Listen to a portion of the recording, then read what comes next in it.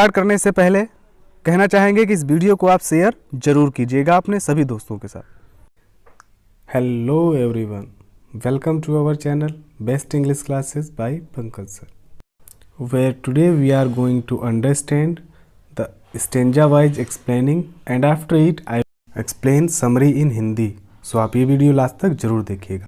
Poem's name is The Lake Isle of Innisfree and poet's name is William Butler Yeats. Poem's name is Lake Isle of Innisfree and Poet's name is William Butler Yeats. So now we should start explaining, but before explaining we should read the given stanza carefully. Okay, so let's start reading.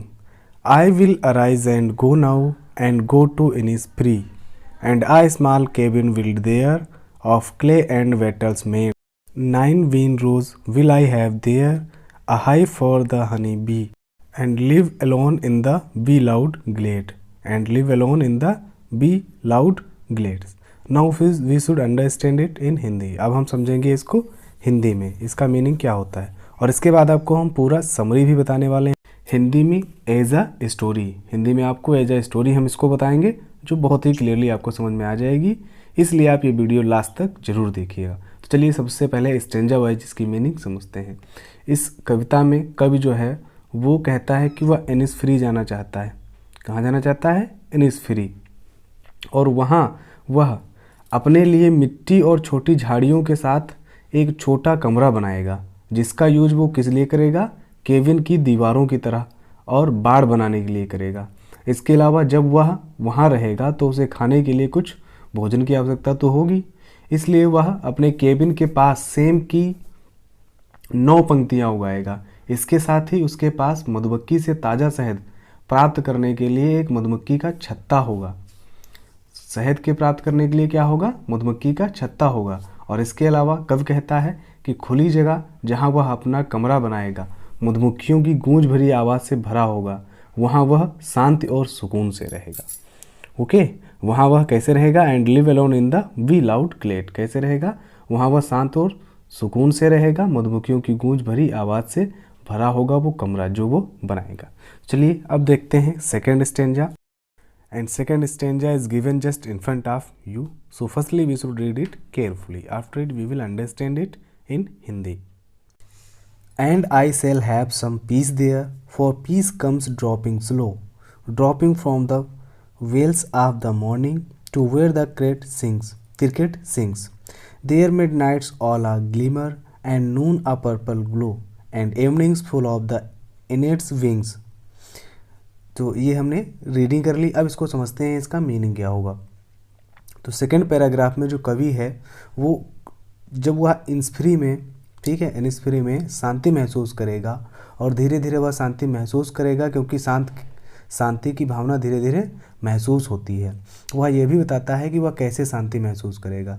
जब सुबह में बादल छाए रहेंगे और आसमान का दृश्य बहुत स्पष्ट नहीं होगा, तो ऐसा लगेगा जैसे सुबह ने घूंघट पहन लिया है और छिप गया है। इसके अलावा इस दृश्य को देखने से उसे शांति महसूस होती है। साथ ही वह कहता है कि जब पुरुष क्रिकेट उनका गाना गाएगा तो वह आवाज़ उसे शांति भी देगी। आधी रात में जब रात के आकाश में टिमटिमाता हुआ दिखाई देता है तो उनकी चमक से उन्हें शांति मिलती है। दोपहर के दौरान जब सूरज की रोशनी एक चमकदार चमक देती है वो भी उसे शांति देती है। और शाम को जब वह लिनेट पक्षी को आकाश में उड़ता हुआ देखता है तो फिर से उसे शांति महसूस होती है। And evening full of the linnet's wings. Okay, so it was stanza second. Now we are going to understand stanza third. एक बार फिर आपसे कहना चाहेंगे लास्ट तक जरूर देखिएगा, क्योंकि लास्ट में आपको हम समरी बताने वाले हैं एज अ स्टोरी, जो आपके माइंड में बिल्कुल सेव हो जाएगी। Okay, so keep watching. So third stanza is given just in front of you. So firstly we should read it carefully. After it we will understand it in Hindi. I will arise and go now, for always night and day. I hear the lake water lapping with low sounds by the shore, while I stand on the roadway or on the woman's grey. I hear it in the deep heart's core. It was reading. Now we should understand it in Hindi. चलिए समझते हैं इसकी Hindi meaning क्या होगी। इस paragraph में कवि कहता है कि वह उठेगा और इनिस्फ्री में जाएगा। क्यों जाएगा? क्योंकि इस समय झील के पानी के शोर की आवाज़ उसके दिमाग में दोहराती है। इसके अलावा झील की आवाज़ उसे झील की ओर आकर्षित करती है। इसके अलावा जब भी वह सड़क के किनारे या फुटपाथ पर खड़ा होता है, ग्रे रंग के फुटपाथ पर खड़ा होता है, तो वह अपने दिल के अंतरतम हिस्से में गहरी धुन सुनता है। वह अपने दिल के आंतरिक हिस्से में गहरी धुन सुनता है। ये था स्टेंजा थर्ड। अब हम समझने वाले हैं इस समरी को। अच्छे से समझिएगा, एज अ स्टोरी समझाएंगे और पूरी तरह से ये आपको बिल्कुल लर्न हो जाएगी। तो चलिए देखते हैं इस पोएम की समरी। सबसे पहले हम बात कर लेते हैं इसका केंद्रीय विचार जो है वो कवि का क्या है। यह कविता जीवन की शांति को प्रतिबिंबित करती है। वास्तव में कुटिया में जीवन व्यतीत करना भागदौड़ वाले जीवन से पूर्णतः अलग है। हम प्रगति का आनंद तभी उठा सकते हैं जब हमारे मन में शांति हो, लेकिन शहर में वास्तविक शांति असंभव है। हम इसे केवल शांत स्थान पर ही रहकर प्राप्त कर सकते हैं। इसी के बारे में बात करते हुए कवि कहता है, अब पूरी समरी ही आपको स्टोरी के तरीके से समझा देते हैं। तो कब कहता है कि वह एक इनिस्फ्री जा रहा है, जो कि आयरलैंड का एक द्वीप है। वह वहाँ एक छोटी कुटिया बनाना चाहता है और वहाँ 9 फलियों की पंक्तियों और मधुमक्खियों का छत्ता होगा। वह प्राकृतिक वातावरण में शांति के साथ अकेले रहना चाहता है। उसकी इच्छा ग्रामीण क्षेत्र में सहज जीवन व्यतीत करने की है। कब क्या कहता है कि वह इनिस्फ्री जा रहा है, जो कि आयरलैंड का एक द्वीप है, और वहाँ एक छोटी कुटिया बनाएगा और वहाँ 9 फलियों की पंक्तियाँ और मधुमक्खियों का छत्ता होगा और प्राकृतिक वातावरण में शांति के साथ अकेले रहना चाहता है। उसकी इच्छा ग्रामीण क्षेत्र में सहज जीवन व्यतीत करने की है।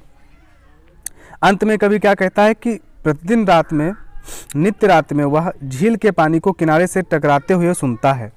यद्यपि वह उस शहर में रहता है जिसकी सड़कें भीड़ वाली हैं, वह इनिस्फ्री के मधुर धुन के प्रति आकर्षित है। कभी पेड़ों की सरसराहट से मोहित है। निस्संदेह वह स्वयं को बसों की खड़खड़ाहट भरी आवाज़ से अलग रखना चाहता है। सो it was summary of the poem. I hope you have understood it. Now I wanna say something. Please like the video, subscribe to our channel and share with your friends, ताकि जिसको ज़रूरत है उस तक ये वीडियो पहुंच सके। और कहा भी जाता है sharing is a good habit. अच्छी चीज़ें शेयर करना एक अच्छी आदत होती है। So please subscribe and share the video with your friends, with your relatives and with everyone. So thank you so much for watching this video. Keep watching, keep learning, keep growing. Best of luck.